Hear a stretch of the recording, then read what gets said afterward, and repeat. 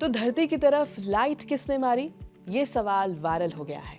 असल बात यह है कि ये लाइट तो कब से धरती की तरफ आ ही रही थी, लेकिन पकड़ी गई है पहली बार। नमस्कार, मेरा नाम है श्वेता शर्मा और ये है एबीपी लाइव का स्पेस एक्स फाइल्स।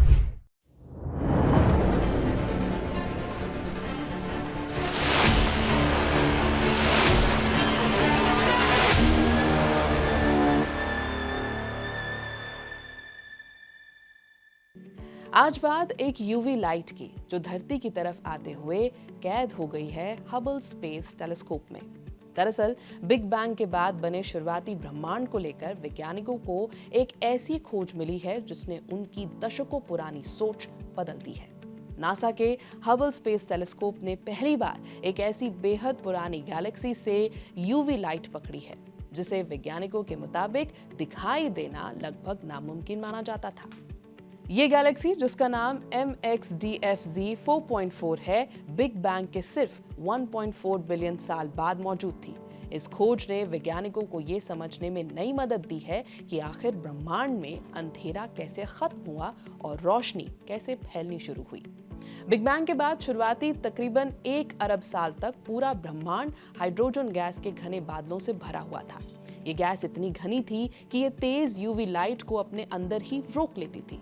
इसलिए उस समय का ब्रह्मांड धुंध से ढका हुआ दिखाई देता था। वैज्ञानिक इस दौर को ईरा ऑफ रीआयनाइजेशन कहते हैं। इसी समय पहली पीढ़ी के तारों से निकली जबरदस्त एनर्जी ऑफ हाइड्रोजन एटम से इलेक्ट्रॉन्स को अलग करना शुरू किया।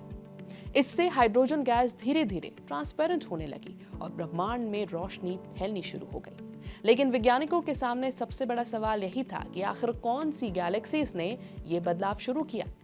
अब MXDFZ 4.4 इस रहस्य को सुलझाने की दिशा में एक बड़ी कड़ी बनकर सामने आई है। इस रिसर्च के प्रमुख लेखक और स्पेस टेलीस्कोप साइंस इंस्टीट्यूट के वैज्ञानिक इलियास कोवर्ट्स ने कहा कि ऐसी गैलेक्सी को देख पाना लगभग असंभव माना जाता था। साइंटिस्ट का मानना था कि शुरुआती ब्रह्मांड की न्यूट्रल हाइड्रोजन इतनी ज्यादा होगी कि उससे आयोनाइजिंग लाइट कभी बाहर निकल ही नहीं पाएगी। लेकिन हबल टेलीस्कोप ने न सिर्फ इस लाइट को देखा बल्कि गैलेक्सी की कई अहम खूबियों का भी पता लगा लिया। इस गैलेक्सी से निकली रोशनी को हबल तक पहुंचने में 12 बिलियन साल से ज्यादा का समय लगा। इस दौरान ब्रह्मांड लगातार फैलता रहा, जिसकी वजह से यूवी लाइट की वेवलेंथ खिंचकर विजिबल लाइट में बदल गई। इसी कारण हबल उसे डिटेक्ट कर सका। MXDFZ 4.4 में बड़ी संख्या में यंग, हॉट और मैसिव स्टार्स मौजूद हैं। ये तारे बेहद ताकतवर यूवी रेडिएशन पैदा करते हैं जो हाइड्रोजन गैस को आयोनाइज कर सकती है। हबल की लंबी ऑब्जर्वेशन से पता चला है कि पिछले कुछ लाख वर्षों में इस गैलेक्सी में कई बार तेजी से स्टार फॉर्मेशन हुई है। ये सभी नए तारे बहुत कम जगह में एक साथ बने हैं। दिलचस्प बात यह है कि MXDFZ 4.4 का आकार मिल्की वे गैलेक्सी से एरिया के हिसाब से तकरीबन 100 गुना छोटा है। इसके बावजूद ये हमारी गैलेक्सी के मुकाबले लगभग 10 गुना तेजी से नए तारे बना रही है। साइंटिस्ट का कहना है कि जब इतने सारे यंग और मैसिव स्टार्स एक छोटी सी जगह में मौजूद होते हैं तो वो आसपास की हाइड्रोजन गैस को आसानी से हटाकर अपनी आयोनाइजिंग लाइट को अंतरिक्ष में पहुंचा देते हैं। रिसर्च के मुताबिक इन तारों से निकलने वाली 50 से 100% तक आयनाइजिंग लाइट आसपास की गैस को पार करके अंतरिक्ष में निकल जाती है।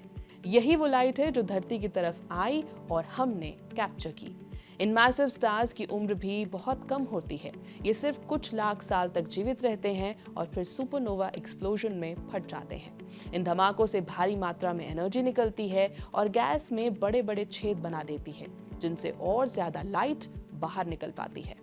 इस खोज से पहले वैज्ञानिकों ने केवल एक ऐसी गैलेक्सी खोजी थी जो बिग बैंग के 1.6 अरब साल बाद की थी और जिससे आयनाइजिंग लाइट निकलती हुई मिली थी। इसके अलावा तकरीबन 2 अरब साल बाद की सिर्फ कुछ ही ऐसी गैलेक्सीज मिली है। MXDFZ 4.4 की खोज वैज्ञानिकों को ईरा ऑफ रीआयनाइजेशन के और भी ज्यादा करीब ले जाती है। गैलेक्सी की उम्र और दूरी की पुष्टि करने के लिए यूरोपियन सदर्न ऑब्जर्वेटरी के वेरी लार्ज टेलीस्कोप का भी इस्तेमाल किया गया। अब MXDFZ 4.4 की खोज ये समझने में मदद करती है कि आखिर वो एनर्जी गैलेक्सी के अंदर से बाहर कैसे निकलती थी। साइंटिस्ट का मानना है कि भविष्य में इस तरह की और भी कई प्राचीन गैलेक्सीज खोजी जा सकती हैं। ऐसी खोजों से ये समझना और आसान होगा कि शुरुआती ब्रह्मांड की धुंध आखिर साफ कैसे हुई और आज जैसा पारदर्शी ब्रह्मांड कैसे बना।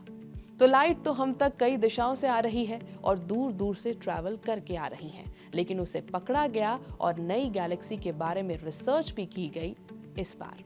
यह है एबीपी लाइव, मेरा नाम है श्वेता शर्मा।